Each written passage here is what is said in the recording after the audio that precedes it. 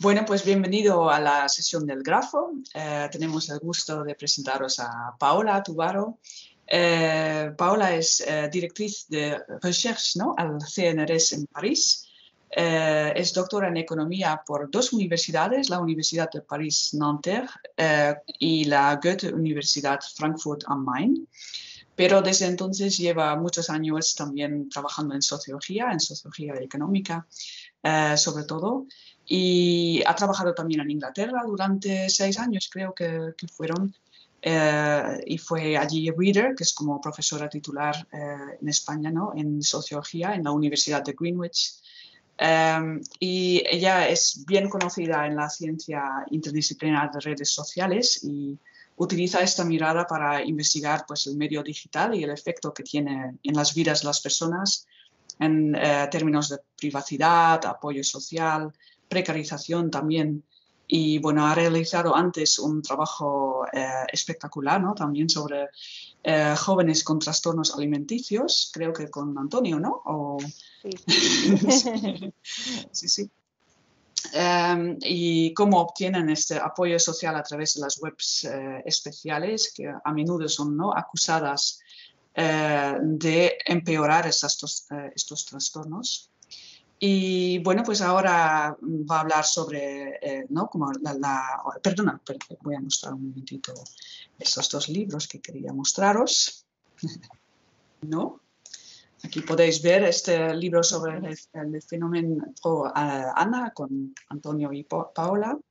Y pues el otro libro, Against the Hypothesis of the End of Privacy, que ha trabajado también. Y pues hoy en día va a hablar del tema, como se dice, está trabajando en los trabajadores de la economía de plataforma, y de esto va a hablar hoy. Es un gusto muy grande tenerte con nosotros. Y bueno, pues tenemos muchas ganas de escucharte, así que adelante. Espera que voy a cortar esto. Muchísimas gracias, Miranda, por tu presentación y muchísimas gracias a todos por la invitación. Mi español no es perfecto, entonces disculpad. Vale, voy a compartir mi pantalla. Sí, vamos a hablar un poco de las relaciones entre el trabajo y la inteligencia artificial, y especialmente voy a presentar algunos resultados preliminares de un estudio sobre las plataformas de microtrabajo en España y América Latina que estamos haciendo en este momento con José Luis, con Marina, Chloé, que acaba de empezar a trabajar con nosotros, y Antonio también. Vale. Empecemos por hablar un poco de la inteligencia artificial hoy en día. Es una tecnología que ya está muy presente en nuestra vida cotidiana. Ejemplos muy comunes son los motores de búsqueda como Google, o recomendadores de contenidos o productos como en Netflix, asistentes de voz, Alexa, Siri, Cortana, objetos conectados de domótica, robots domésticos, Roomba, estas cosas así. Y también hay aplicaciones que se están desarrollando muy rápidamente, como el reconocimiento facial para seguridad, reconocimiento de personas, o ahora con el COVID, especialmente en el ámbito de la medicina, hay soluciones de ayuda al reconocimiento, al diagnóstico por imagen. Y claro, también hay los coches autónomos que se están desarrollando muchísimos. Se habla mucho de la manera de cómo estas tecnologías van a cambiar los procesos productivos y, por supuesto, la definición de empleos, ocupaciones, pero no es de esto que voy a hablar hoy. Hay algo más, que es que hay cambios en el mundo laboral que son necesarios para la producción de la inteligencia artificial. O sea, la inteligencia artificial necesita trabajo humano para existir y funcionar. ¿Me explico? La inteligencia artificial actual son cosas que sabéis probablemente, pero vale, repito un poco. Estas tecnologías se basan principalmente en Machine Learning, que se traduce, creo, al español como aprendizaje automático o algo así. Es una técnica que no necesita que el programador indique explícitamente todas las reglas que el programa debe seguir para llevar a cabo una actividad. El programa se basa en grandes volúmenes de datos que utiliza para extraer y reconocer patrones o tendencias y entonces comprender qué nos dicen estos datos. Cuantos más datos tenga, más mejorará. Entonces, es por eso que se habla de aprendizaje, ¿vale? Entonces, el desarrollo de estos programas de Machine Learning no necesita solo programadores, ingenieros, sino también trabajo a nivel más bajo para preparar estos datos y verificar los resultados. Veamos un poco más en qué consiste este trabajo de datos menos cualificado, menos visible. Por ejemplo, los asistentes de voz. Hablé antes de Siri o Alexa o Cortana. Para que estos asistentes reconozcan lo que piden los usuarios, esos asistentes de voz tienen que ser expuestos a grandes cantidades de ejemplos de habla humana. Por ejemplo, personas preguntando por el pronóstico del tiempo. Habrá lluvia mañana, por ejemplo, o cosas así, ¿no? Y la máquina aprenderá, por así decirlo, que todas significan lo mismo, a pesar de diferencias en el, no sé, timbres de voces o entonaciones, acentos regionales o extranjeros, como el mío, o, no sé, presencia de ruidos de fondo, diferencias, ¿vale? Y será, con muchos ejemplos diferentes, será capaz de reconocer que todas estas preguntas significan lo mismo y entonces buscar y encontrar la respuesta necesaria. Y por eso se necesitan trabajadores que produzcan estos ejemplos. Aquí hay el caso de un hombre mexicano de 50 años que participó en nuestra encuesta, voy a hablar un poco más después de la encuesta, y que dijo que su última tarea fue la grabación de frases para reconocimiento de voz. Aquí también veáis un ejemplo de una tarea de grabación de voz en la que se tiene que grabar una muy corta frase, is very annoying, en inglés, y grabarlo 3 veces. Vale. También las aplicaciones de visión artificial necesitan datos, y estos datos son imágenes, vídeos, fotos de todos tipos. Y, por ejemplo, por el reconocimiento facial se necesitan muchos ejemplos de rostros humanos, hombres, mujeres, personas mayores, jóvenes, en foto y en vídeo, que es diferente técnicamente. Y también hay trabajadores que se toman en foto o en vídeo. Aquí hay 2 ejemplos, un hombre de México y una mujer de Argentina que nos hablaron de cómo se tomaron en foto, en selfie, y uno de ellos entendí que era para reconocimiento facial. Quiero destacar muy brevemente que tanto las caras como las voces son datos personales y volveré a hablar de esto más tarde. Ahora quería decir que estos datos muy básicos, como una grabación de una frase tan sencilla como is very annoying, no es suficiente. Sí, esos datos tienen que ser mejorados, enriquecidos. Por ejemplo, los datos de audio, como grabaciones de voces, se tienen que transcribir. Y eso es también algo que hacen los humanos. Hay también, sabéis que hay programas de transcripciones automáticas, pero esos programas también aprenden con ejemplos, y esos ejemplos son producidos por humanos. Y las imágenes también necesitan mucho trabajo de mejora o anotación. Se habla de anotación técnicamente, porque un ordenador solo reconoce píxel, ¿vale? No sabe interpretar una imagen. Si ve una imagen de tráfico, de carreteras, no sabe identificar un coche, en qué es diferente un coche de una bicicleta o de una persona caminando o un árbol o lo que sea. Y para aprender esto necesita que los ejemplos, las imágenes, tengan anotaciones. Aquí, por ejemplo, en la imagen de la izquierda, veáis que todos los coches están con un contorno amarillo, ¿no? Y los palos están en rojo y también otras figuras. Y ese tipo de anotación ayuda a los ordenadores a entender, por así decirlo, dónde está un coche, qué es un coche. También para el reconocimiento facial se necesitan personas que anoten y que digan aquí están los ojos, la nariz, la boca, de manera a veces muy, muy detallada, muy, muy precisa. Y hay técnicas bastante específicas para hacer esto, aunque sean utilizadas, se hagan manualmente principalmente. Una vez que el programa de Machine Learning ha aprendido con estos ejemplos, puede funcionar, pero el trabajo humano sigue siendo necesario porque siempre se tienen que verificar los resultados. Los productores de inteligencia artificial confían también en trabajadores para evaluar a sus asistentes inteligentes y chequear que funcionen como deberían funcionar.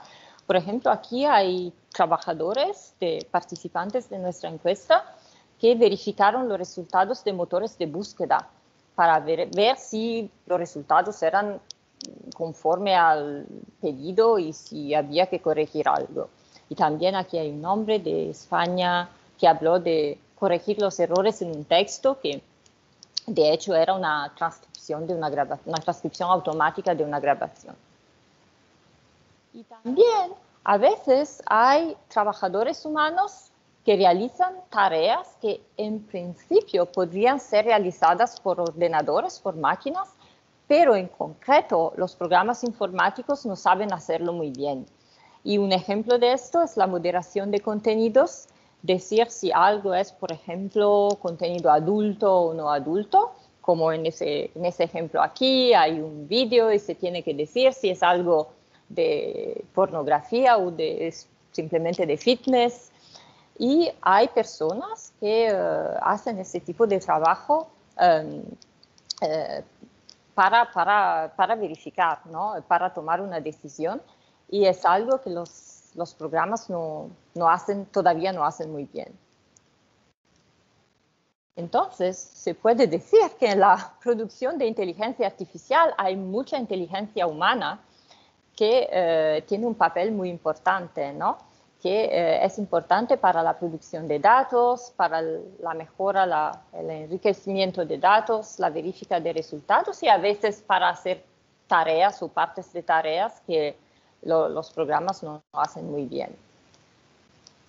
Entonces, la pregunta siguiente sería, ¿cómo se organiza este trabajo? ¿Cómo funciona? ¿No?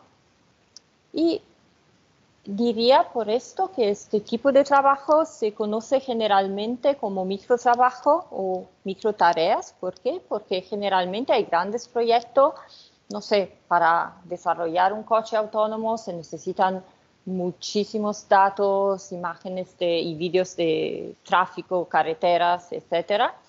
Y una persona sola no podría hacer todas las preparaciones, todas las anotaciones. Entonces, la solución es de fragmentar estos proyectos en muchísimas pequeñas tareas que se dan al mismo tiempo a muchos trabajadores. Cada uno de ellos o ellas hace una pequeña parte. Entonces, un trabajo incluso muy, muy grande puede realizarse muy, muy rápidamente. Estas tareas suelen ser cortas y repetitivas, como grabarse leyendo una frase o tomarse en selfie. Y los trabajadores son contratados por plataformas especializadas, no son empleados, sino subcontratados con pago generalmente por tarea, por pieza. Estas tareas son pagadas bastante poco. Aquí hay algunos ejemplos. En amarillo hay un ejemplo de una plataforma alemana que se llama Clickworker y es una grabación de voz en español. no dicen la frase exacta, pero se sabe que se paga 6 céntimos de euro por grabación y que hay más de 11.000 trabajos de tareas de este tipo que se puedan hacer. Entonces es un grande proyecto muy fragmentado y cada uno de los participantes hace una pequeña parte. Debajo en azul hay también algunas tareas los títulos de algunas tareas de la plataforma Microworkers, en las que hay creación de contenidos, de datos, y también veáis que el pago es de algunos céntimos, 50 céntimos, 30, 2 en un caso, pero puede ser de $5 en un caso en que hay un poco más trabajo. Es algo de 20 minutos que consiste en tomarse selfies. Creo que esta tarea específicamente se trataba de tomarse 5 fotos en selfie y 30 vídeos de 5 segundos cada uno. Vale. La más conocida de estas plataformas es Amazon Mechanical Turk, que fue Amazon, de hecho, que popularizó el concepto del microtrabajo a mediados de los años 2000. Y es interesante que Amazon llamó su plataforma Mechanical Turk inteligencia artificial, precisamente para indicar que es mejor subcontratar a humanos en algunos casos cuando puedan desarrollar tareas más eficientemente que los ordenadores. Pero hay muchísimas más. Aquí hay algunas, Microworkers, Clickworkers, que son las dos donde he sacado las tareas aquí. Appen, que es australiano, Lionbridge, estadounidense, y muchísimas otras. Vale, muchísimas de estas tareas pueden ser resueltas en línea y no requieren estar en un lugar específico, y muchas veces por eso los clientes intentan ahorrar, los productores de inteligencia artificial intentan ahorrar y buscar trabajadores en países en los que el costo laboral es bajo. Y en este sentido, las geografías del microtrabajo reviven un poco los patrones ya conocidos de la externalización, de la subcontratación, ¿no? Y una consecuencia de esto es que los trabajadores de distintos países compiten entre sí y entonces las remuneraciones bajan para todos. Hay verdaderamente pocos estudios sobre el microtrabajo, y todos los que existen, casi todos, se interesan a los Estados Unidos o países de habla inglesa como la India especialmente, donde se encuentran bastante microtrabajadores. Pero con un grupo de colegas estamos estudiando, nos interesamos al mundo hispanohablante porque se conoce muy poco, y a pesar de que hay muchas cosas que pasan, hay plataformas internacionales que crean páginas en castellano como Figure 8, que veáis aquí a la derecha, que ahora es parte de Appen. O hay plataformas nacionales que fueron creadas en países como aquí Atexto, que es una plataforma mexicana para grabaciones de voces y transcripciones. Y también hay muchísimos sitios web, tutoriales, grupos de canales de YouTube, grupos de WhatsApp, Telegram, etcétera, en castellano, en que se habla, se informa de esto, se discute de todo esto. Y por eso nos parecía que hay algo que pasa aquí y que necesita que se entienda un poco más, un poco mejor. Y especialmente el caso de Venezuela nos parece muy interesante. Debido a la crisis económica y política de Venezuela, muchas personas en los últimos años se han convertido en microtrabajadores de plataformas. ¿Por qué? Porque los clientes, que generalmente son empresas tecnológicas del norte del mundo, pagan en dólares americanos. Y en un país que tiene tanta inflación, es una inflación muy por encima del resto del mundo, en Venezuela, en este país, tareas, aunque pagadas solo algunos céntimos, parecen bastante interesantes, tienen bastante valor. Entonces hay algunas plataformas como Remotasks, que es especializada en inteligencia artificial, que creó un programa especial para trabajadores de Venezuela. Hay foros, grupos que se crean por y para trabajadores de Venezuela, en Appen y en otros servicios. Sin embargo, la participación de Venezuela a la producción mundial de inteligencia artificial se conoce muy poco. Los investigadores saben que hay venezolanos, pero no se sabe muy bien quiénes son y qué pasa precisamente. Y es un poco lo que nosotros queremos entender un poco mejor. ¿Quiénes son esos trabajadores en el mundo hispanohablante y especialmente en Venezuela? Para responder a esta pregunta voy a utilizar algunos primeros datos del proyecto en curso, del que hablé un poquito antes. Se seleccionó una plataforma internacional que es Microworkers, de la que hablé antes, y se pasó un cuestionario a los microtrabajadores residentes en países hispanohablantes, España y Latinoamérica, trabajadores registrados en Microworkers. Tenemos, tras descartar cuestionarios incompletos, errores, etcétera, quedamos con 1.134 cuestionarios de Latinoamérica y 332 españoles. El cuestionario se pasó entre mediados de diciembre 2020 y enero 2021. Y se pasó como una tarea remunerada en la plataforma, porque es así que funciona en plataformas. Y algunos de los encuestados aceptaron continuar y estamos realizando entrevistas semiestructuradas con ellos, que las entrevistas están todavía en curso, hemos hecho 15 hasta ahora. Entonces los resultados de los que voy a hablar ahora son muy, muy preliminares, muy descriptivos, porque todavía el estudio no se ha terminado.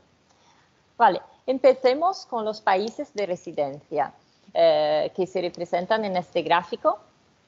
La participación en Latinoamérica fue más o menos proporcional a la población de cada país. Esa era la manera en que construimos la muestra, entonces es bastante normal que sea así. Tenemos más de 300 participantes de España, con un número bastante importante, bastante grande de inmigrantes. La mitad vienen de otros países hispanohablantes, otros son de Marruecos, Rumania y otros países. Y en Latinoamérica el país más representado es Colombia, es el país con más encuestados, y detrás hay México, Argentina, Venezuela, Perú y Ecuador. Es muy interesante que hay muchísimos encuestados que nacieron en Venezuela, pero que ahora viven en otros países. De hecho, hay una migración bastante importante de Venezuela que se ve en el gráfico, son los flujos. Venezuela es el amarillo y hay estos flujos amarillos desde Venezuela hasta Colombia principalmente, pero también Argentina, Perú, España y un poco menos Ecuador. Creo que es alrededor del 30% de los encuestados nacidos en Venezuela que ahora viven en otros países y han participado a la encuesta desde otros países. Y los venezolanos fueron también los más activos en la plataforma desde el principio. Aquí hay un gráfico de las fechas de participación. Lanzamos la encuesta el 20-21 de diciembre, poco antes de Navidad. Y los amarillos, aquí son los venezolanos. Veáis que casi todos respondieron el primer día y muy poquitos después, que es muy diferente en comparación con los otros países. Dije antes que limitamos la muestra para garantizar una representación más o menos igual, más o menos proporcional de todos los países de Latinoamérica. Y sinceramente creo que si no lo hubiéramos hecho, quizá todos o casi todos nuestros participantes serían de Venezuela. Vale. Edades.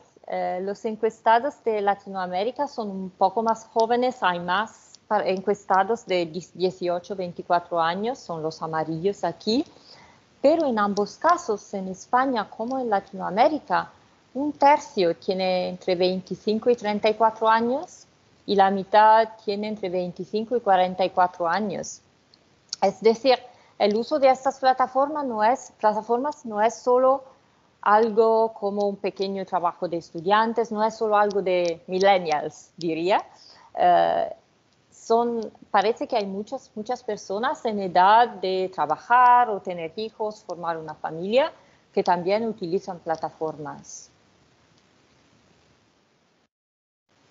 Cuanto al nivel educativo, al nivel de estudios, estos microtrabajadores tienen un nivel bastante alto.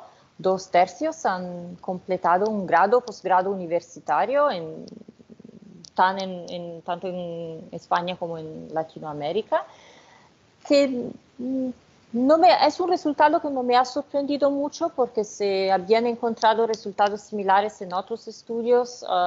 Aquí hay la citación de un estudio de la Oficina Internacional del Trabajo de hace 3 años que se hizo a nivel mundial y también ellos encontraban un nivel educativo bastante alto, pero aquí me parece un poco más alto que los que ellos encontraron y los que nosotros también encontramos en un estudio precedente que hicimos en Francia. Entonces hay un capital humano bastante fuerte, bastante grande, que se pone al servicio de las tecnologías, pero no en papeles como programador o ingenieros, sino en papeles más desconocidos, haciendo cosas que no se conocen y que están pagadas bastante poco. Y sigo con este tema de los estudios porque hay este aspecto de qué han estudiado y especialmente en América Latina hay una participación muy fuerte de encuestados que han estudiado ingeniería, tecnología, informática y después economía y empresa, lo que significa que hay de competencias, conocimientos bastante específicos, tecnológicos que se aplican en plataformas de microtrabajo. Si estas personas tienen un nivel de educación muy alto, son bastante jóvenes sin ser necesariamente estudiantes, ¿por qué hacen esto? Y por eso es importante mirar a su situación económica y veamos que un tercio, más o menos, no tiene otros ingresos aparte de las microtareas. Es el gráfico a la derecha, los amarillos no tienen ningún ingreso. Pero también los que tienen un salario, un subsidio como, no sé, subsidio del gobierno, pensión de invalidez o lo que sea, o una beca si son estudiantes, no son siempre independientes. Muchos de ellos dependen financieramente de las microtareas. Preguntamos si en el cuestionario si las microtareas son la fuente principal de ingresos y es así para más de 40% de los latinoamericanos que respondieron, que son muchísimos y son más que en otros estudios internacionales. Estoy pensando en el informe de la Oficina Internacional del Trabajo del que hablé antes, que encontraba un porcentaje de 32% o algo así. Eso es algo que preocupa un poco porque significa mucha precariedad, inseguridad laboral, ingresos variables según la demanda de los clientes y falta de protecciones sociales porque, lo dije antes, esas personas no son empleados de plataformas, solo son subcontratados y son pagados por tareas. Entonces, solo son pagados si hay bastante tareas y en una situación de competencia internacional muy fuerte. ¿Y cómo utilizan el dinero de las ganancias del microtrabajo? ¿Qué hacen con esto? Vale, más más de un cuarto en Latinoamérica y 20% en España utilizan este dinero para gastos necesarios, lo que significa alquiler, comida, ropa, o pagar deudas o pagar impuestos, cosas así. Y que claro, es una indicación de una condición precaria, ¿no? Que es un dato muy presente entre los microtrabajadores. Muchos ahorran este dinero, en algunos casos para un propósito, y aquí hay un comentario de una encuestada, una mujer venezolana que vive en Colombia, que nos dijo que ahorró el dinero para la operación de su hijo. Y hay otros que insistieron en lo necesario, ¿no? Este hombre que nos dijo que en Venezuela la prioridad es la comida en serio, y otro que nos dijo que sirve para gastos básicos, esencialmente. Y entonces se entiende mejor porque las microtareas, es verdad, pagan muy poco, pero esta pequeña cantidad, por pequeña que sea, gana sentido para estos trabajadores y puede completar un subsidio, un salario que son bajos y una situación más generalmente de falta de ingresos. Vale, vamos hacia las conclusiones. Creo que lo que esta investigación revela es un lado más sombrío de los procesos de innovación y de creación de tecnologías de nuestra sociedad. Hay un primer aspecto que me gustaría recoger, que es la invisibilización del trabajo. Se conoce muy poco, casi no se sabe quiénes son estos trabajadores, que hay trabajadores así que hacen estas tareas, y ellos mismos algunas veces entienden para qué hacen esto, pero no siempre. En muchos casos el trabajo ni siquiera por ellos no tiene sentido. Y nos damos cuenta ahora que son personas que en muchos casos viven en situaciones de precariedad y de dependencia económica. También me parece importante decir que el terreno de estudio de las plataformas es el global, debido a la importancia del contexto general, geoeconómico, geopolítico, en la definición de la lógica de funcionamiento de estas plataformas, de estas actividades. Hemos visto que Venezuela depende de nuestras inversiones en tecnologías de reconocimiento de voz o de imágenes, pero también nosotros dependemos de Venezuela para que el precio de este trabajo y entonces de sus productos no suba demasiado, ¿no? Y también adelanté un poco antes que hay un problema de datos personales, de protección de datos personales. Se habla mucho de esto. En Europa tenemos esta ley y que está muy bien, ¿vale? Pero ¿qué pasa en esas plataformas? ¿Para qué datos circulan? ¿Qué imágenes de rostros humanos o qué voces circulan para ser anotadas? ¿O qué pasa con los datos de estas personas que se graban o se toman en foto para hacer esto? Son preguntas a las que por ahora no tengo respuestas, pero sí creo que se tiene que preguntar un poco, que pensar un poco a qué precio humano estamos dispuestos a pagar por nuestras tecnologías y a qué modelo de sociedad debería corresponder la inteligencia artificial que se está desarrollando y a qué futuro del trabajo. Vale, me quedo aquí y muchas gracias por vuestra atención. Paola, muchas gracias por... El tema es apasionante, ¿no? Es increíble navegar e investigar este tipo de trabajo, que es un poco transparente, además, ¿no? Es difícil de llegar a él, ¿no? Entonces, simplemente una curiosidad. Bueno, está claro que también es un contingente precarizado, ¿no? Pero además global, porque esto Además, las tareas tienes que trabajar mucho para, supongo, para procurarte, aunque sea en Venezuela, un sustento mínimo, ¿no?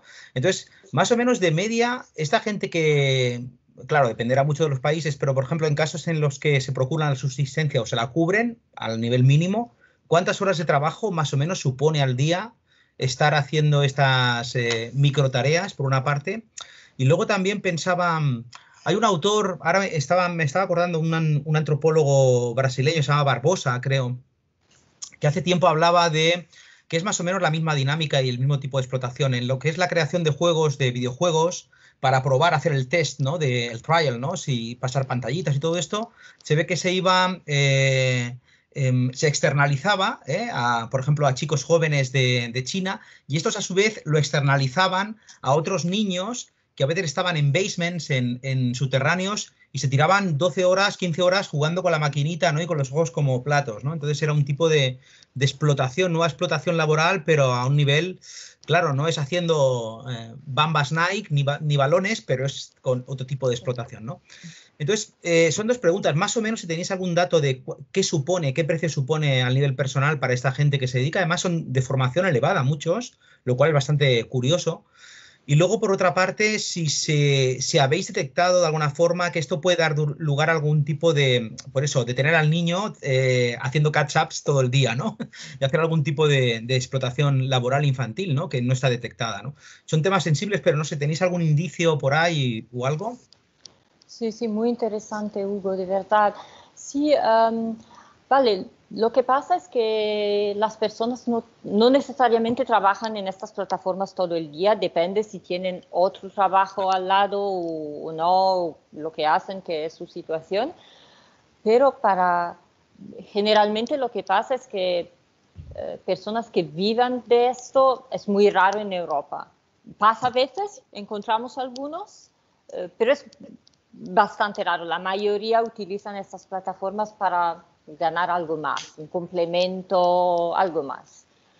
En Latinoamérica es un poco diferente. Hay bastante personas que hacen estas tareas todo el día, prácticamente. Y puede ser, con Marina entrevistamos una mujer ayer de Venezuela y que nos decía, ella tiene un bebé y hace tareas todo el día, pero puede interrumpirse, preocuparse un poco del bebé, hacer la cocina y empezar de nuevo, pero en concreto trabaja un poco la mañana, un poco el mediodía, un poco la tarde y entonces me parece que es algo como un día laboral normal, solo a horarios varios generalmente. Y los horarios dependen también un poco de a qué hora salen, a qué hora y en qué día salen las tareas, claro, que generalmente depende de los clientes. Y muchas veces hemos entendido a trabajadores que dicen son los horarios en los que los americanos están en la oficina, entonces se organizan según a qué hora son las 9 en Estados Unidos, que es un momento en que llegan tareas, y se organizan para estar allí en ese momento. Sí, trabajo infantil y cosas así. No hemos visto mucho de eso, de verdad.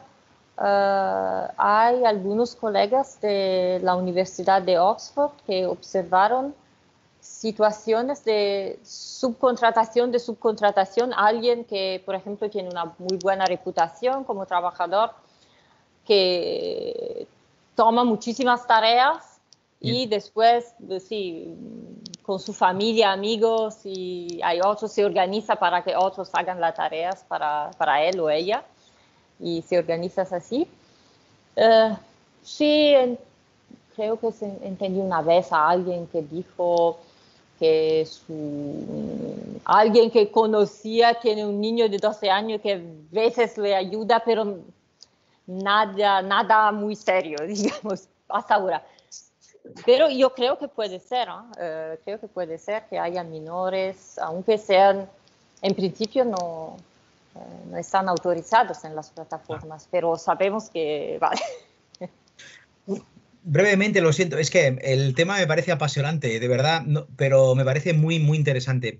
Yo recuerdo, Esto es una novedad, pero yo creo que en la forma, no en el contenido. Es decir, en la forma es virtual, ¿no? Yo recuerdo hace bastantes años, unos 30 a lo mejor, en un polígono bueno, es igual, en un lugar de Cataluña, había familias de más o menos, tampoco eran trabajadoras, pero no pobres, y tenían la opción de hacer trabajos que la fábrica derivaba a la unidad doméstica. Por ejemplo, montar algunas piececitas de bolígrafo, este tipo de cosas que no resultaban, no era mucho dinero, era como las microtareas, pero lo hacía la abuela, el niño, el padre, ¿no? Entonces estabas ahí viendo la tele y hacías eso, y implicaba un suplemento, ¿no? Que es el mismo tipo de... Entonces, pero también un poco para relativizar y que es nuevo la forma, pero el contenido de ese trabajo derivado a lo doméstico tampoco es tan nuevo, ¿no? Y eso también deja ver un poco de otro tipo de visión, ¿no? Pero bueno, ya me callo, dejo al resto. Muchas gracias. Estoy completamente de acuerdo, no es algo nuevo, sino algo muy viejo.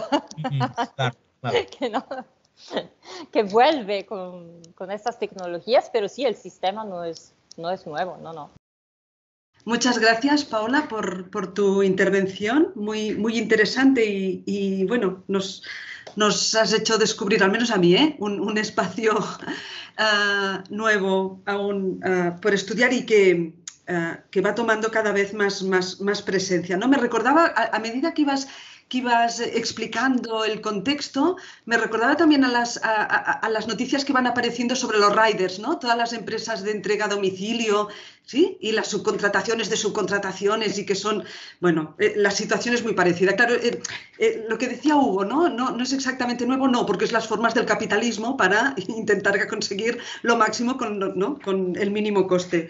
Mi pregunta está focalizada en el aspecto cuando decías a qué se destina el dinero, bueno, todo está muy bien presentado, y muy bien organizado, y en el tema de a qué se destina el dinero me ha quedado un poco una duda y era para ver si me la podías aclarar un poquito. Salía gastos necesarios, ahorros para propósitos específicos como una operación, ahorros de emergencia, bueno, todo un listado. Y aparece una parte considerable, me ha parecido por el color de la diapositiva, que iba destinado a familia. Entonces, ¿qué diferencia o qué particularidad era lo que va a la categoría familia que no esté en actos necesarios, que seguramente la familia está allí, ahorros para propósitos, que también la familia está allí porque la operación de un hijo también es de la familia, ahorros de emergencia, que seguramente la familia también está allí? Entonces, ¿cuál era la especificidad de la categoría familia a diferencia de las otras? Claro, sí, muchas gracias. No, comparto de nuevo la pantalla para ver el gráfico de nuevo. La familia no es muy grande, es esta parte aquí, que es bastante pequeña. No sé si veáis mi mano. Sí, es bastante pequeña. Y la opción, la respuesta era de verdad algo como se lo di a un familiar o algo así. Que no es algo que pasa muchísimas veces, entonces no tenemos una idea muy clara de qué significa. Es que sí, utilización para o por alguien de la familia, y es esto, pero es verdad que entre los gastos necesarios algunos respondieron otros y eran respuestas como comprarle cosas a mi hija o a mi hijo, o lo que sea, o a mi madre y cosas así. Entonces sí hay un poco de esto también. Sí, porque, ¿sabes? Pensaba, se ve la familia muy poco representada ahí, ¿sabes? Y en cambio seguramente en algunos de los puntos anteriores está presente el entorno familiar y quedaba como desvirtuado. Sí, tendría que quizás presentarlo mejor porque la respuesta se le di a alguien de la familia y esa era la diferencia simplemente. Es fantástico realmente ver las cosas ordenadas, ¿no? Porque normalmente tienes informaciones diversas. Yo un par de comentarios a lo que ha comentado Paola. Uno, que ahora me di cuenta que, bueno, lo del putting out de la revolución industrial, ¿no? La revolución industrial, pues eso, hacía microtareas, ¿no? Las repartía por los hogares, se hacían más o menos en familia por la noche, después del trabajo, y eso daba una pequeña cantidad. Y el putting out ha tenido miles de formas. Entonces es un putting out que lo que hace es maximizar la extracción, ¿no?, del valor. Claro, entonces estos microtrabajadores, me doy cuenta ahora de que la alienación, en el sentido de Marx, es completa, porque no solamente se extrae el surplus del trabajo, que esto es evidente, les pagan 0,0 algo, ¿no?, sino que además se invisibiliza la posición de ese valor dentro de la creación del valor total, pero es que además se hace con una actividad indiferenciada. No están trabajando, ya lo sabes tú, Paula, mejor que nosotros, están en la cama contestando al móvil, haciendo una microtarea, dejan de escuchar al profesor o profesora y hacen una microtarea durante 3 minutos en el portátil de al lado, está cuidando, como tú decías, al bebé y aprovecha para hacer un selfie, colgarlo, comentar o darle un like a una página porno. ¿Sabes lo que quiero decir? O sea, es una alienación en el sentido marxista total o más que total, sofisticada, ¿no? Y nada más, solamente un comentario más que me acabo de dar cuenta ahora, quizás, a ver si estaréis de acuerdo vosotros. El nivel educativo que se ve en la encuesta esta del proyecto TRIA, que es ese nivel educativo alto, y nosotros hemos entrevistado pues, personas que son ingenieros o que están estudiando para ingenierías diversas, ¿no? Ese nivel educativo no se utiliza para crear valor, porque el microtrabajo, por definición, es muy sencillo de hacer. Lo puede hacer cualquier persona no cualificada. Ese nivel educativo se utiliza para competir por la posibilidad de hacer un trabajo precario. No sé si me explico. Al tener una titulación alta, esas personas son capaces de detectar primero que otras cuándo se publican las tareas, organizarse mejor que otras para distribuirse el trabajo, utilizar todo tipo de dispositivos tecnológicos para engañar a Paola, para hacerle creer que no son venezolanos los que están contestando a la encuesta, porque ya Paola ha puesto un cupo, ¿no? Quiero 25% de venezolanos nada más. Entonces, utilizan intensivamente la tecnología para poder tener la posibilidad de competir por una microtarea, lo cual ya es tremendo, ¿no? Es tremendo. Y nada, yo pienso que este tema, el que estáis empezando, y Antonio tiene algunos textos maravillosos sobre eso, es el tema crucial del siglo XXI, junto con la sostenibilidad ambiental. Yo creo que son los dos temas. Si habrá planeta, y si hay planeta, ¿qué diablos haremos los humanos en ese planeta, ¿no? Nada, disculpadme si me he enrollado mucho, ¿eh? No me parece una muy buena idea esta de utilizar sus conocimientos para competir para estas tareas. Me parece una muy buena idea, sí. Hola, bueno, muchas gracias por la exposición. Sin duda es como muy interesante. Yo no soy especialista en cosas de trabajo, pero ciertamente la exposición como que revela un mundo que está claramente invisibilizado y del cual pues todos, sobre todo en el último año, pues vivimos en ello, ¿no? Y más bien son como preguntas que se me vienen al aire que tienen que ver con las distintas variables que tú has expuesto, ¿no? Estas variables descriptivas, ¿no? Más o menos de cómo está el campo, de las características de los trabajadores.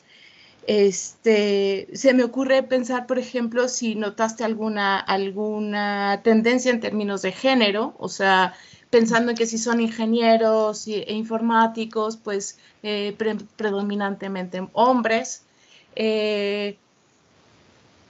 También pienso esto porque, como han dicho, ¿no? La gama o las formas del trabajo precarizado en el capitalismo tardío, y ya más que tardío, pues siempre recurren a formas muy antiguas, ¿no? O sea, esta subexplotación del trabajo.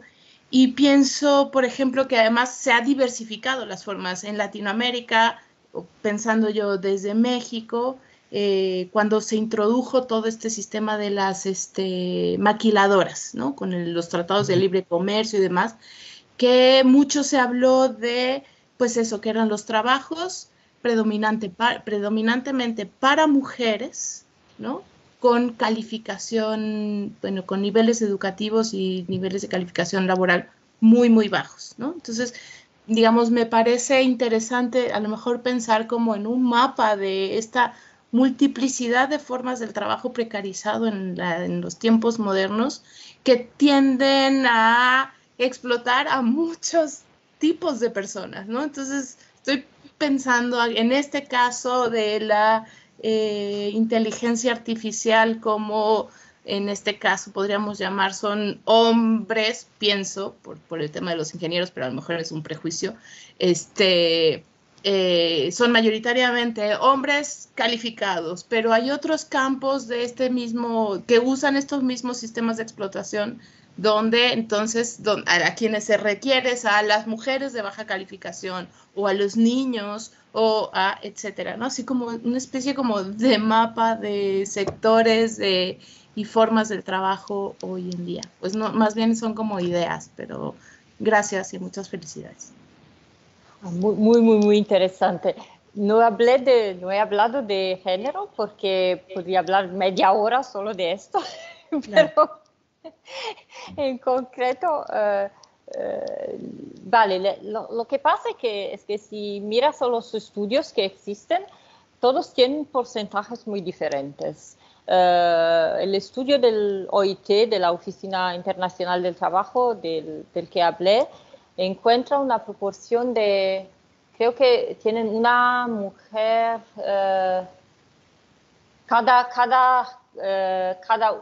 de 3 trabajadores, uno es una mujer, más o menos en media en el mundo, pero en los países menos desarrollados son menos, 1 de 5 es una mujer.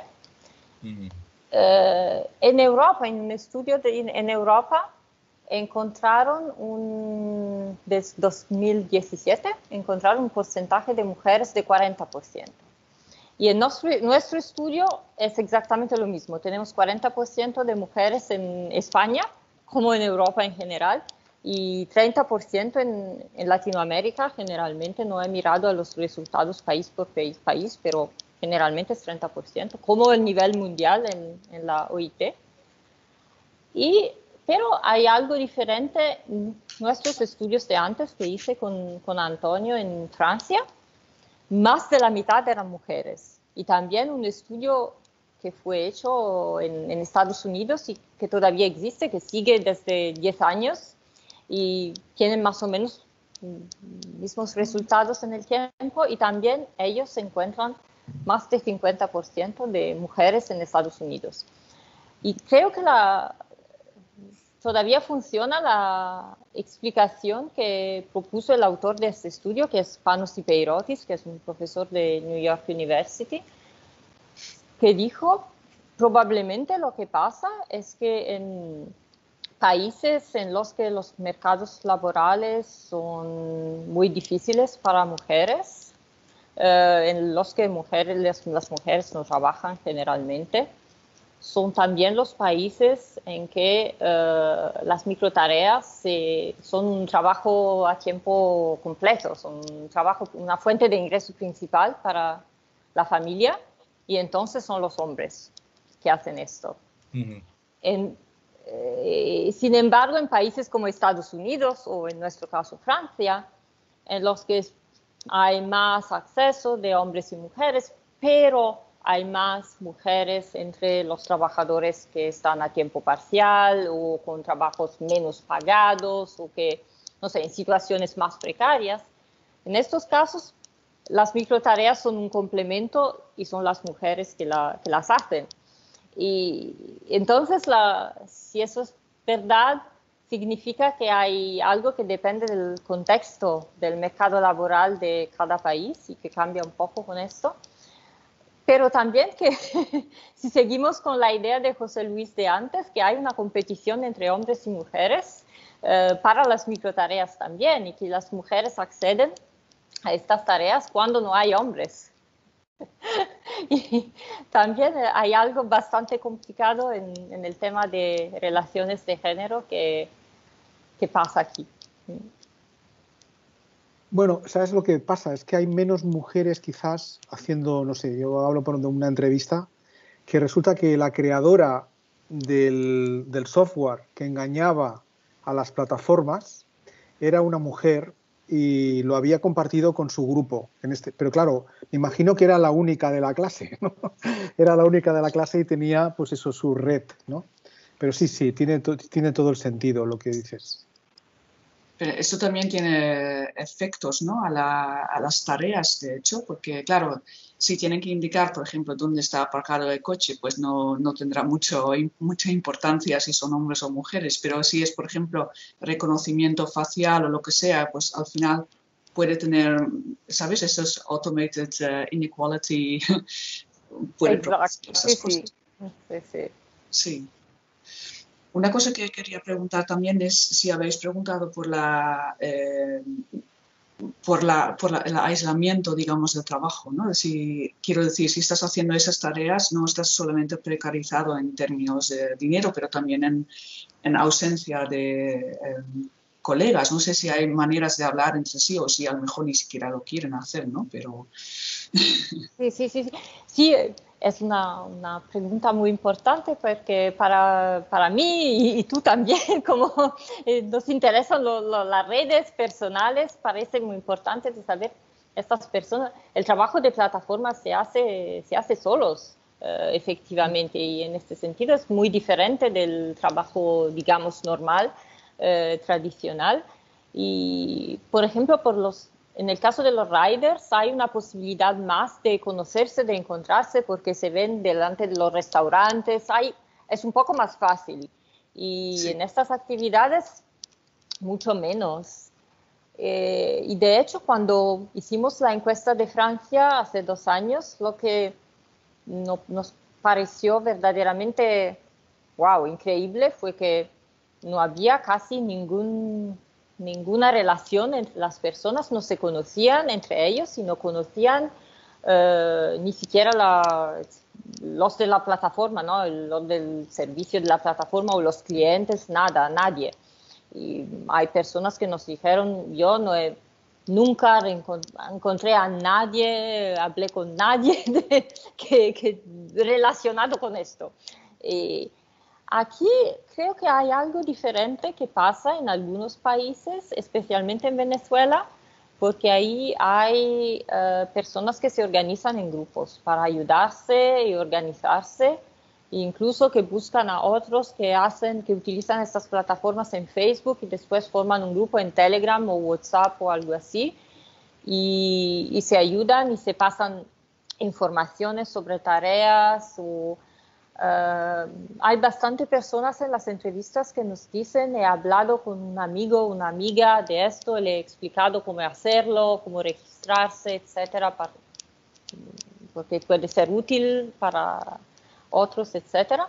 Y entonces me parece que hay algunos contextos en los que hay un poco más de solidaridad, de algo que se crea en torno a estas actividades que es social, que no pasa en Francia y diría hasta ahora, por lo que hemos visto hasta ahora, tampoco en España, es un poco como en Francia, pero sí que en Venezuela hay algo y quizás en otros países, algunos otros, Colombia probablemente un poco también, que hay formas de solidaridad que se crean, pero sí... organizar algo para reivindicar derechos o formas de organización más complejas, no hay casi nada de esto. Aparte, algunas iniciativas que se organizaron para Mechanical Turk en Estados Unidos, pero... Mi duda era mi pregunta era relacionada con lo que mencionaba Ana y que tocaba un poco otra de las participantes que no recuerdo, no sé el nombre. Y se me ocurrió un poco esto en la línea de lo que decía Viviana Celicer con del significado social del dinero. Y mencionaba aquí, Ana, el tema de los usos que le daban al dinero generado de este trabajo. Pero también me pregunto sobre lo que ella hablaba de la producción doméstica del dinero, el dinero verdadero, el dinero PIN, ¿cierto? que estaba asociado por género, digamos, las costureras, era un dinero falso, que no era tan real, no tenía el mismo peso que el dinero verdadero. En este escenario en el que tú investigas, ¿cómo es la producción de dinero? ¿Tiene el mismo peso que el trabajo, digamos, tradicional, etcétera, etcétera? ¿Cómo lo ves tú? Sí, muy buena pregunta, es verdad, sí. Sí, también creo que hay diferencias entre distintos países en ese sentido, porque, como lo decía antes, aquí en Europa es principalmente un complemento. Hay incluso algunos trabajadores que nos dijeron que lo hacen para completar un poco, pero no es muy esencial. Eh, en otros casos es muy diferente. Y también, pero también en un país como Venezuela, que hay una necesidad de dinero para vivir, para la comida, para cosas de todos los días, también hay soluciones bastante estratégicas de trabajadores para organizarse. ¿Cómo cobro el dinero? Me pagan en dólares, pero ¿cómo gestiono el cambio para que sea... para que no pague, no sé, muchas comisiones o que no sea demasiado complicado, que el cambio no sea... Vale, y hay toda una arte de organizarse, de utilizar instrumentos, de poner el dinero, no sé, voy a retirar el dinero cada semana, 2 veces a la semana, 1 vez al mes. ¿Y qué hago con esto? Hay todo un pensamiento de cada trabajador que se organiza en ese sentido. Pero sí creo que sí es una buena idea de pensarlo. No había pensado en esta relación con el uso del dinero a la Pellicer. Me parece una muy buena idea, sí. Pues sí, si me permitís. Bueno, de hecho, gracias Paula por la presentación. De hecho, es una reflexión colateral a lo que estabas presentando. Me ha pasado al principio como Hugo y recordaba cuando yo era niño, por ejemplo, en la escalera, una mujer que tenía problemas económicos y lo que hacía era le traían cajas de pantalones tejanos para irlos descosiendo. Y como veía que a través de esa actividad podía sacarse un complemento económico, cada vez pedía más pantalones y toda la escalera le ayudaba. Es decir, este proceso de putting out, que efectivamente en la forma puede haber cambiado, no tanto en el fondo, pero sí que hay un cambio sustancial en algunas de las actividades que presentabas.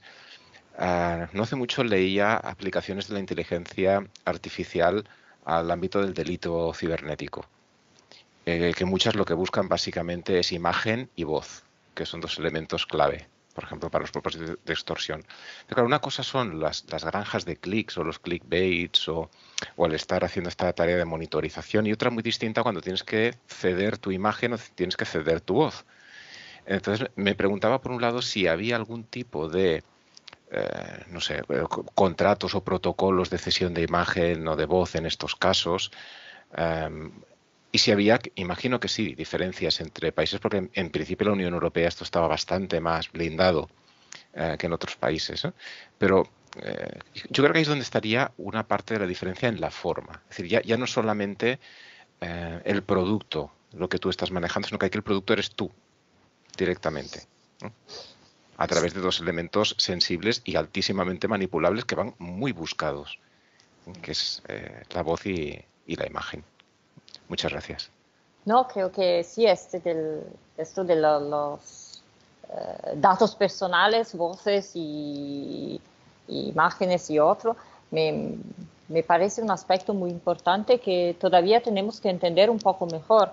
Y me parece que hasta ahora, que las tareas que piden esto pasan por plataformas más generales que todos pueden utilizar. Hay plataformas que tienen más restricciones para registrarse, se tiene que pasar una prueba y también las tareas son un poco más complicadas o duran un poco más tiempo, entonces no son verdaderamente para todos, se tiene que especializarse un poco.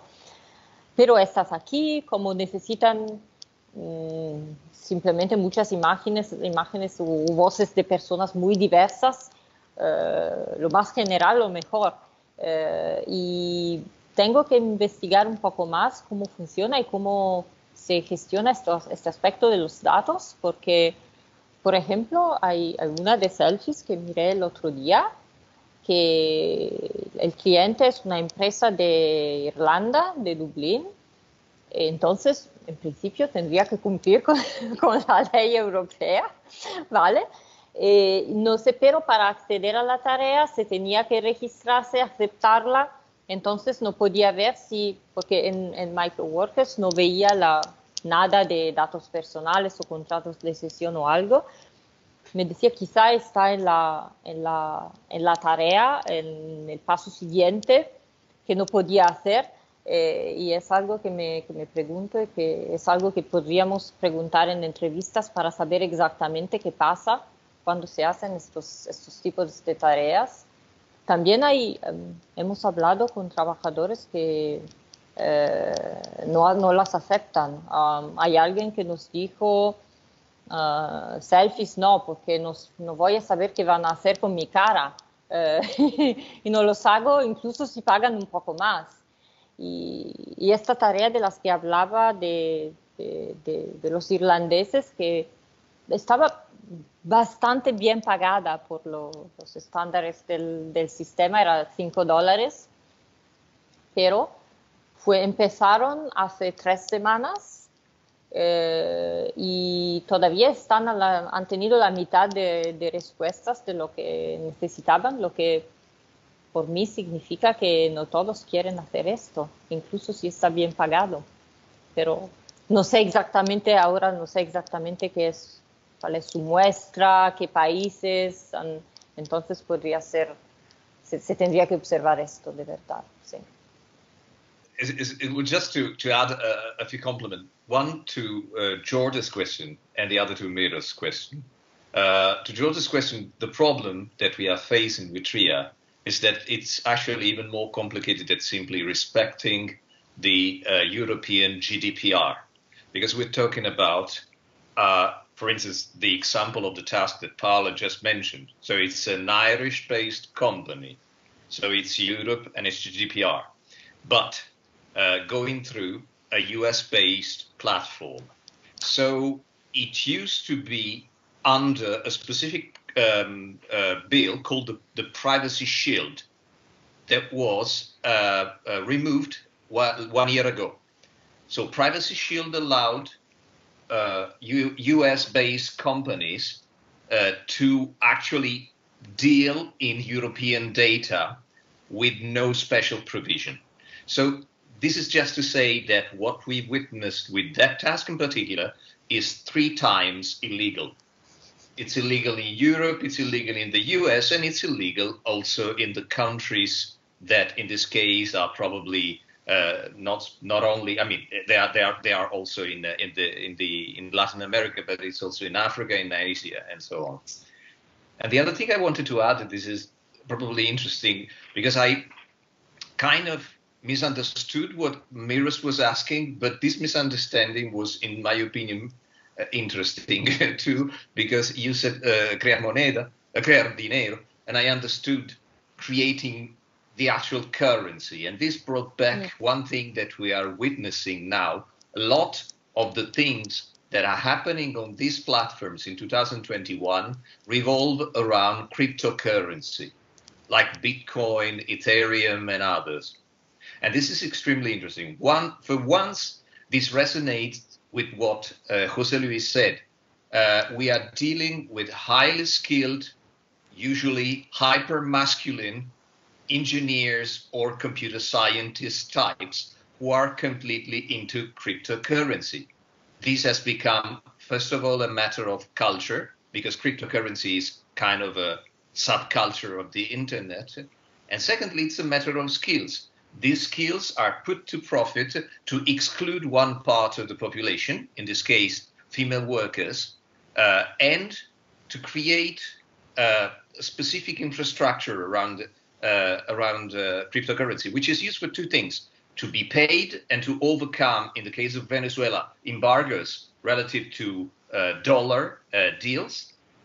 And secondly, when it comes to tasks that actually deal with cryptocurrency, because we are meeting a lot of people who are actually doing microtareas de criptomoneda, which means basically that they are mining the money meaning that they are using their own time and their own computer to perform small tasks that are necessary for this cryptocurrency to exist. So they are contributing to the entire market of cryptocurrency. And this is something that is so 2021 and so connected to the special setting that we are studying, meaning Spanish-speaking countries in particular.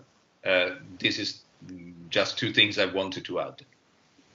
Sí, sí, es verdad que no hablé de esto, pero hemos observado muchísimas tareas relacionadas con criptomonedas y también muchos de los puestos entrevistados que nos hablan de inversiones en criptomonedas, de cambios con Bitcoin u otras criptomonedas, que es una manera también de lograr un poco de dinero, porque ser pagados por estas plataformas tampoco es fácil. Se tiene que pagar una comisión a la plataforma y después una comisión por la cuenta bancaria y no sé qué otro.